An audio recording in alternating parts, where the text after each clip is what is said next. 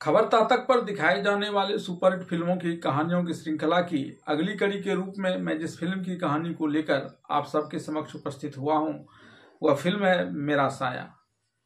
यह फिल्म 1983 ईस्वी में जो पहले पर्दे पर आई थी।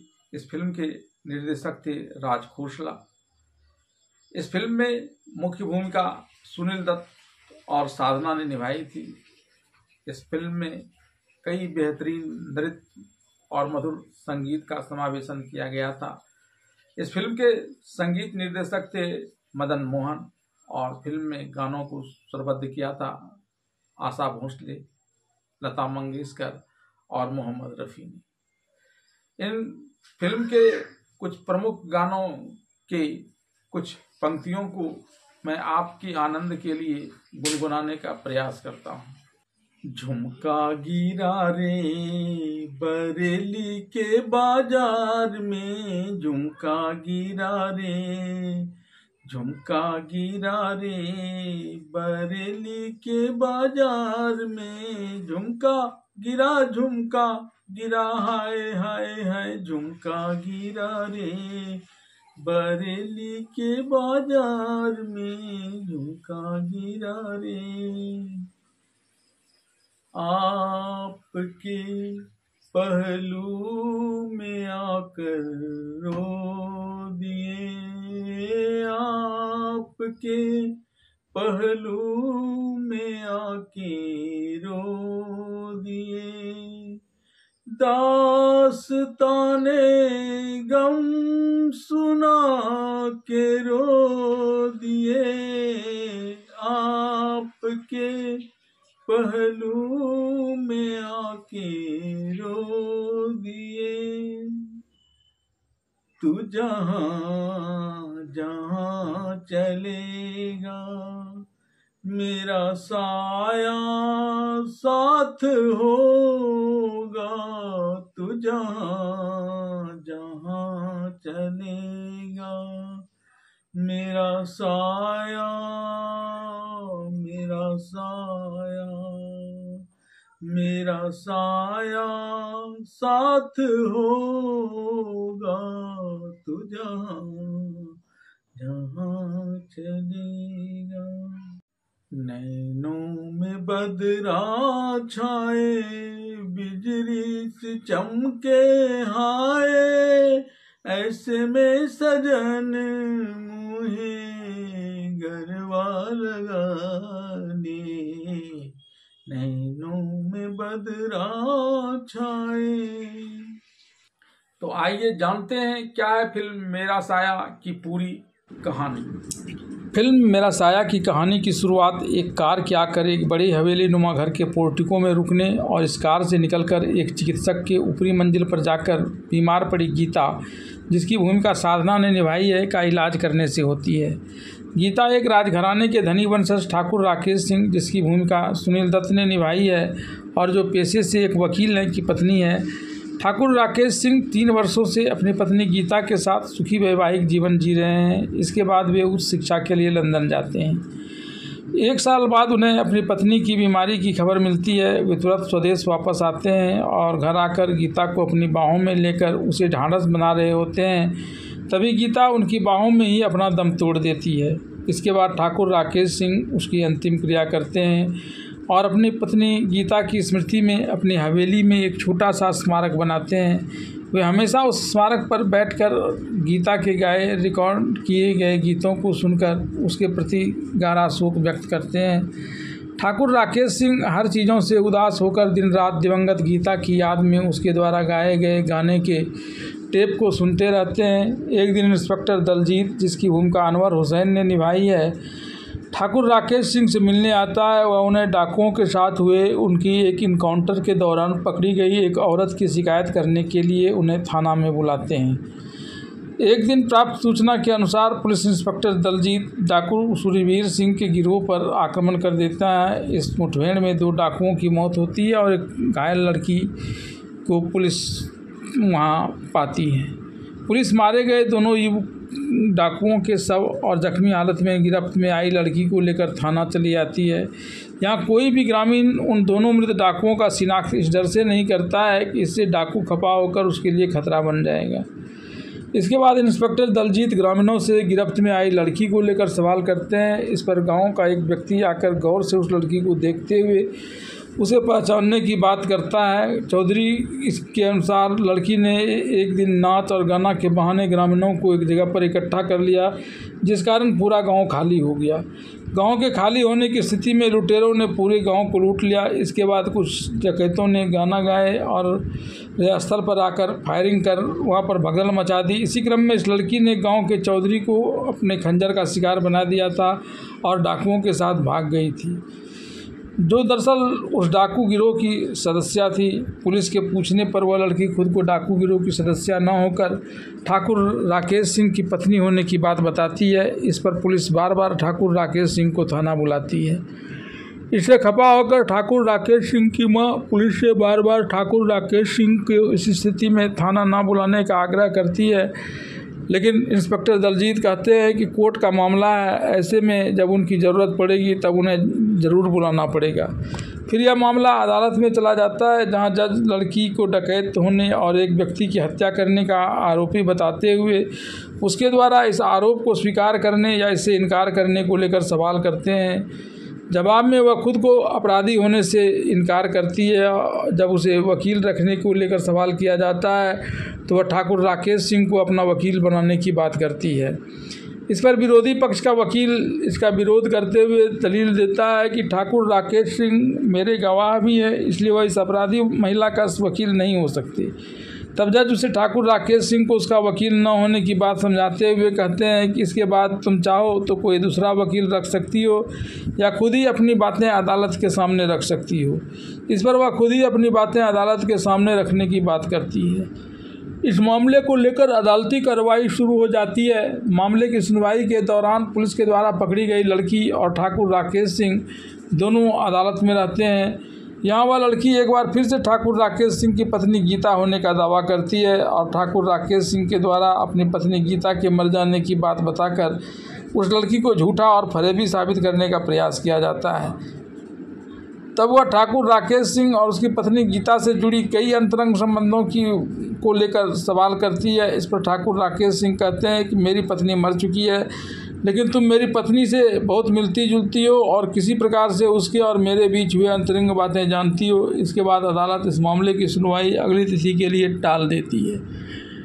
अदालत से अपना घर आने के बाद ठाकुर राकेश सिंह यहाँ फिर से वैसे ही अपने पत्नी गीता की यादों में उसके द्वारा गाए गए गीतों वाली टेप बजाकर आराम करने लगते हैं। जिस दिन अदालत की तारीख है उस दिन ठाकुर राकेश सिंह अपनी मृत पत्नी गीता के साथ बिताए उस पल का सपना देखते हैं कि वह सुबह सुबह उसे जगाने आई है और अदालत जाने की बात कह रही है, लेकिन यह उससे कहते हैं कि मैं आज तुम्हारे ही साथ दिन बिताऊंगा और अदालत नहीं जाऊंगा। तभी घर का नौकर आकर ठाकुर राकेश सिंह को जगाता है तो उनका यह स्वप्न टूट जाता है कि उन्हें अपने ऊपर चल रहे मुकदमे को लेकर अदालत जाने की हकीकत का पता चलता है।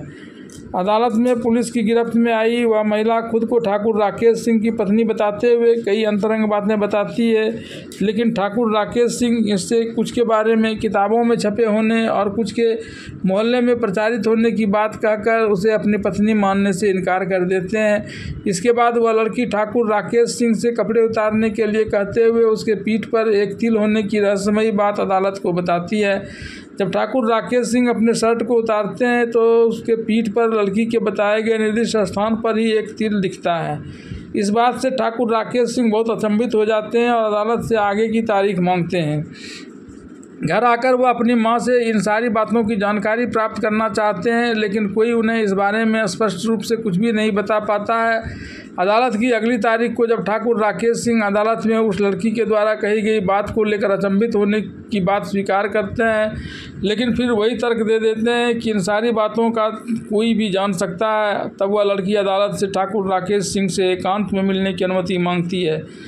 एकांत में उस लड़की से मिलने के बाद ठाकुर राकेश सिंह अदालत को बताते हैं कि वह लड़की उसे जिन बातों को बता रही है वह एक पति पत्नी के बीच की वे अंतरंग बातें हैं जिसे उन दोनों के अलावा और कोई नहीं जान सकता है। लेकिन इसके बावजूद वह मेरी पत्नी नहीं बल्कि एक मक्कार है जो मेरी संपत्ति हथियाने के खातिर मेरी पत्नी के हमशक्ल होने का फ़ायदा उठाकर उसकी जगह लेना चाह रही है। इसके बाद ठाकुर राकेश सिंह खुद उस लड़की से जब कुछ प्रश्न पूछने की अदालत से अनुमति मांगते हैं तो पहले अदालत यह कहते हुए कि वह बतौर गवाह यहाँ आए हैं, इसलिए उस लड़की से कोई प्रश्न नहीं कर सकते। इस पर ठाकुर राकेश सिंह कहते हैं कि वह एक अधिवक्ता भी हैं। तब अदालत यह कहते हुए कि चूँकि यह केस एक दिलचस्प मोड़ ले चुका है और आप एक अधिवक्ता भी हैं, इसलिए अदालत सिर्फ इस मामले में आपको इस लड़की से प्रश्न करने की अनुमति देती है। इसके बाद ठाकुर राकेश सिंह अपना घर चले आते हैं। घर आकर ठाकुर राकेश सिंह के ब्याह की वर्षगांठ के दिन सभी उनके पिछले वर्षगांठ की याद करते हैं, जिसमें ठाकुर राकेश सिंह और गीता ने एक बहुत ही मधुर गीत गाया था। गीता की याद उनसे भुलाए नहीं भूलती, वह बार बार उसकी जेहन में चला आता है। अदालत की कार्यवाही में जब ठाकुर राकेश सिंह पुलिस द्वारा गिरफ्त में ली गई लड़की का नाम पूछते हैं तो अपना नाम गीता बताती है, जिस पर ठाकुर राकेश सिंह आपत्ति प्रकट करते हैं। तब जज के द्वारा यह बताया जाता है कि चूंकि अदालत में यह मामला रैना और निशा के नाम पर चल रहा है, इसलिए यहाँ उसे यही नाम बताना होगा। तब वह अपना यही नाम बताती है। इस क्रम में वह बार बार ठाकुर राकेश सिंह को अपना पति बताती है। खुद को गीता बताते हुए कहती है कि एक रात डाकुओं ने उसका अपहरण कर लिया था। इसका अपहरण कर डाकू अपने अड्डे पर आए ही थे कि तभी यहाँ पुलिस का छापा पड़ जाता है, जिसमें उसे उठाकर ले जाने वाले 2 डकैत पुलिस की गोली से मर जाते हैं और एक कहीं भाग जाता है। ऐसे में वह डाकुओं द्वारा अपहरण का कोई प्रमाण देने में असमर्थ है। ठाकुर राकेश सिंह उसके इसी बात का मुद्दा बनाकर उस पर एक दूसरा बड़ा दांव यह कहकर चल देते हैं कि अगर आप ठाकुर राकेश सिंह की पत्नी हैं तो उनके द्वारा दिया गया मंगलसूत्र आपके गले में होना चाहिए। ऐसा कहते हुए वे उस मंगलसूत्र को जज तक पहुंचा देते हैं। ठाकुर राकेश सिंह के इस वक्तव्य से पुलिस गिरफ्त में आई लड़की का चेहरा थोड़ी समय के लिए फक पड़ जाता है, लेकिन अगले ही क्षण वह इस मंगलसूत्र से जुड़ी हुई कहानी बताते हुए कहती है कि यह मंगलसूत्र टूट गया था। इस घटना को अशुभ मानते हुए ठाकुर राकेश सिंह अपनी विलायत की यात्रा रद्द करने का मन बना चुके थे। तब मैंने काफ़ी मान मनोबल कर उन्हें विलायत जाने पर राज़ी किया था। यहाँ तक कि उस टूटे हुए हार को जौहरी के यहाँ से मरम्मत करवाकर जब उन्होंने मुझे वापस दिया था और मैंने उनके लाख मना करने के बावजूद उन्हें विलायत जाने के लिए राज़ी कर लिया था, तब उन्होंने एक कठिन शर्त रख दी थी कि वे तभी विलायत जाएंगे जबकि मैं भी उनके साथ विलायत जाऊं। तब मैंने कहा था अगर मैं भी आपके साथ विलायत गई तो फिर हो गई आपकी पढ़ाई। इसके बाद ही वे पढ़ाई के लिए विलायत जाने पर राज़ी हुए थे। इस पर अदालत ने ठाकुर राकेश सिंह से उसका पक्ष पूछा तो ठाकुर राकेश सिंह ने इसे सही बताया और फिर जब यह बोलते बोलते पुलिस की गिरफ्त में आई लड़की फपक कर सिर झुकाते हुए रो पड़ी, तब ठाकुर राकेश सिंह ने ही बड़े प्यार से उसके चेहरे को ऊपर उठाया था और चिंतामग्न हो गए थे। इसके बाद अदालत को अगले दिन की कार्रवाई तक के लिए मुअत्तल कर दिया गया। अदालत की अगली तारीख से पहले ठाकुर राकेश सिंह इंस्पेक्टर और एक अन्य वकील से मिलते हैं। यहाँ बात गिरफ्त में आई उस लड़की के कोर्ट में दिए जा रहे तर्कों की होने लगी। इसी क्रम में जब इंस्पेक्टर के द्वारा किसी किताब से ये सारी बातें जानने की चर्चा हुई तो ठाकुर राकेश सिंह को अपनी पत्नी गीता के द्वारा नियमित रूप से लिखी जाने वाली एक डायरी का ध्यान आ गया। वह तुरंत वहाँ से चलकर महल में आए और सारे सामान को उलट पुलट कर रख दिया, लेकिन वह डायरी उन्हें कहीं नहीं मिली। तब उन्होंने अपनी विलायत जाने के दौरान यहाँ किसी के आने को लेकर अपने परिवार के सदस्यों से सवाल किया तो उन लोगों ने किसी के यहाँ नहीं आने की बात कही। इस पर वह फिर गुस्सा करने लगे। तभी एक नौकर ने बताया कि एक रात यहाँ चोरी हो गई थी। बहुत संभव है कि उस चोरी में ही वह डायरी भी चोरों के हाथ लग गई हो। इस बात का ध्यान आने के बाद अदालत में दूसरे दिन उनके मामले की सुनवाई हो रही थी तो पुलिस की गिरफ्त में आई उस लड़की से वे इस डायरी को लेकर सवाल करने लगते हैं। वह लड़की इसके हर सवाल का जवाब हाँ में देती है। तभी अचानक ठाकुर राकेश सिंह उससे उस डायरी के उसके पास होने को लेकर प्रश्न करते हैं। तब वह इस डायरी के अभी घर में ही होने की बात बताते हुए कहती है कि जब वह घर से निकली थी तब उस डायरी को साथ लेकर नहीं निकली थी। इस पर ठाकुर राकेश सिंह ने उसे यह कहते हुए कि वह डायरी घर में कहीं नहीं है और न ही वह उसकी पत्नी है, बल्कि वह एक मक्कार है, डकैत है, नाचने गाने वाली है, खूंखार है और एक हत्यारिन है, जिसने एक दिन गांव में आकर एक नाच करने के दौरान गांव में डाका डलवाए। मेरे घर में भी डाका पड़ा और गांव के चौधरी की हत्या भी इसी ने की। ठाकुर राकेश सिंह की यह बात सुन गिरफ्त में आई वह लड़की अदालत में ही एक विक्षिप्त की तरह व्यवहार करने लगी। वह खुद को डकैत बताते हुए गोली से सबको मार देने की बात करने लगी। इस पर जब अदालत में मौजूद सुरक्षा प्रहरी उसे पकड़कर अपने साथ ले जाने लगे तो ठाकुर राकेश सिंह को सामने देख वह पुलिस से ठाकुर राकेश सिंह को कुछ नहीं करने की गुहार लगाने लगी। पुलिस अपने गिरफ्त में आई लड़की, जिसे वह निशा समझती है, उसे एक मानसिक चिकित्सालय में भर्ती करवा देती है। शुरुआती दिनों में तो वह अपने आप को फांसी दिए जाने और डायरी खो जाने की बात को लेकर परेशान रहती है, लेकिन धीरे धीरे उसका मानसिक संतुलन बनने लगता है, उसकी स्थिति ठीक होते चली जाती है। इस बीच पुलिस जिसे निशा समझ रही है, उसका पति डकैत सूरजवीर सिंह उर्फ रंजीत सिंह उसे लेने के लिए और उसके सहारे ठाकुर राकेश सिंह को मारकर उसकी लड़की के सहारे उसकी पूरी संपत्ति पर कब्जा जमाने और नहीं तो भेद खुलने के डर से इस लड़की को ही खत्म कर देने के उद्देश्य से उस शहर में आकर छद्मवेश में रह रहे हैं। एक दिन जब मानसिक चिकित्सक निशा के नाम से भर्ती कराई गई युवती के पास वह आता है तो बैठे बैठे बोर हो जाने की बात डॉक्टर से कहती है। इस पर डॉक्टर उसे खिड़की पोंछने का काम करने की बात बताकर वहाँ से चले जाते हैं। साथ ही वे निशा के अब बिल्कुल ठीक हो जाने की भी बात करते हैं। जिस समय निशा खिड़की साफ कर रही होती है उसी समय डकैत सूरजवीर सिंह उर्फ रंजीत सिंह उसे जबरन पकड़कर ले जाने के लिए पागल खाना चला आता है, लेकिन निशा के रूप में आरोपित गीता उसे देखकर जोर से शोर मचा देती है। तब पुलिस विभाग को भी इस बात की जानकारी लग जाती है कि डकैतों का गिरोह दो उद्देश्य शहर में आकर रुका हुआ है।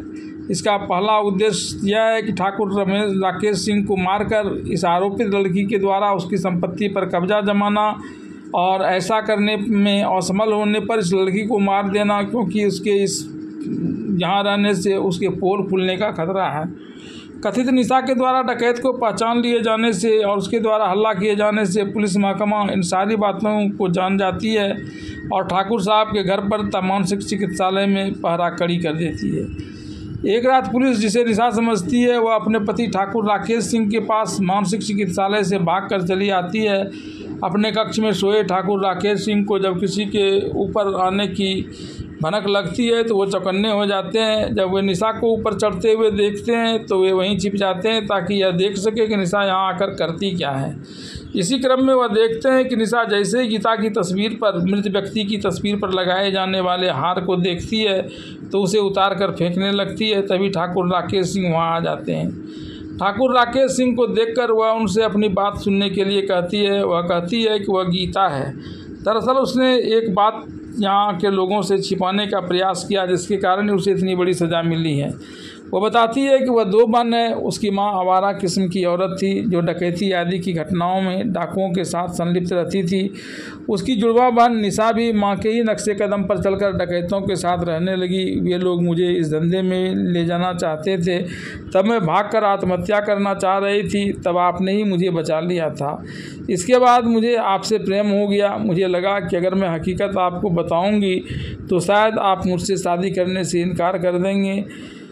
और फिर उसने उसे तसल्ली के लिए वह तस्वीर भी दिखाई अपनी बचपन की, जिसमें वो दोनों बहनें और उसकी माँ साथ साथ हैं। फिर वह उस रात की कहानी बताने लगती है जिस रात डाकुओं ने उसका अपहरण किया था। उसने बताया कि आपके विलायत जाने पर एक रात निशा उसके पास आई थी और यहाँ एक रात रहने देने की गुहार लगाने लगी। तभी उसकी बीमार स्थिति को देखकर मुझे दया आ गई और मैंने उसे अपने पास रख लिया। सुबह मुझे इस बात का डर लगने लगा कि अगर कोई ऊपर आ गया तो मेरा सारा भेद खुल जाएगा। ऐसे में मैं नीचे आई और यह कहकर वापस चली आई कि मैंने आपके लिए एक दिन का व्रत रखा है और दिन भर मैं गीता पाठ करूंगी, इसलिए मुझे कोई यहाँ व्यवधान करने ना आए। दिन तो खैर गुजर गया, लेकिन शाम होने पर भी जब निशा की तबीयत ठीक होने के बजाय और बिगड़ती चली गई तब मुझे डर लगा कि अगले सुबह तो यह पोल खुल ही जाएगा। तब मैंने अपना वस्त्र और मंगलसूत्र निशा को पहना दिया और दवा लेने के लिए वहाँ से निकल पड़ी। जैसे ही मैं अपने घर से बाहर निकली तभी निशा का पति और उसका साथी डकैत जो यहाँ निशा को ले जाने के लिए आया था, उन्होंने मुझे निशा समझकर उठा लिया और अपने अड्डे पर ले आए। ठीक इसी समय पुलिस से डकैतों की मुठभेड़ हो गई जिसमें 2 डकैत मारा गया और मैं पुलिस की गिरफ्त में आ गई। इसके बाद की कहानी आप सबको मालूम ही है। इस पर ठाकुर राकेश सिंह जब उसे अपनी बहन के कपड़े दिखाने के लिए कहते हैं तो अपने बहन के छुपाए हुए कपड़े को भी ठाकुर साहब को दिखा देती है। निशा के वस्त्र के साथ ही उसे कोई डायरी भी मिल जाती है। इस पर ठाकुर राकेश सिंह फिर से उससे बड़ा नाटक खेलने का आरोप लगा देते हुए कहते हैं कि पहले तो उसने अपने साथी डकैतों से निशा की साड़ी और डायरी यहाँ छुपवाई, और उसके बाद जब डकैतों ने तुम्हें इस बात की जानकारी दी मानसिक चिकित्सालय में जाकर, तो तुम यहाँ झूठी कहानी सुनाने पहुँच गई। तभी उस महल में गोलीबारी होने लगती है। इस गोलीबारी के दौरान जब नीता के पति सूरजवीर उर्फ रंजीत सिंह पर पुलिस गोली चलाने लगती है, तब गीता उसे बचाने के लिए दौड़ती है, लेकिन इससे पहले ही पुलिस की गोली उसे लग जाती है, जिस कारण वह वहाँ से भाग नहीं पाता है। तब तक गीता और ठाकुर राकेश सिंह वहाँ पहुँच जाते हैं और उसे भरोसा देने लगते हैं। तब वह ठाकुर राकेश सिंह को यह बताता है कि उसकी पत्नी गीता जिंदा है और वह यही लड़की है। आपने जिस गीता की समाधि बनाई है, दरअसल वह गीता नहीं बल्कि निशा की है, जो मेरी पत्नी थी। वह मुझे सुधारना चाहती थी और इसलिए वह भागकर शहर आ गई थी। जिस दौरान यह घटना घटी तब पुलिस भी वहां आ जाती है। फिर ठाकुर राकेश सिंह को भी इस बात की तसल्ली हो जाती है कि वास्तव में यह लड़की गीता ही है। फिर दोनों एक मधुर गीत गाते हुए साथ साथ रहने का संकल्प लेते हैं। इस दृश्य के साथ ही फिल्म मेरा साया की कहानी यहीं समाप्त हो जाती है।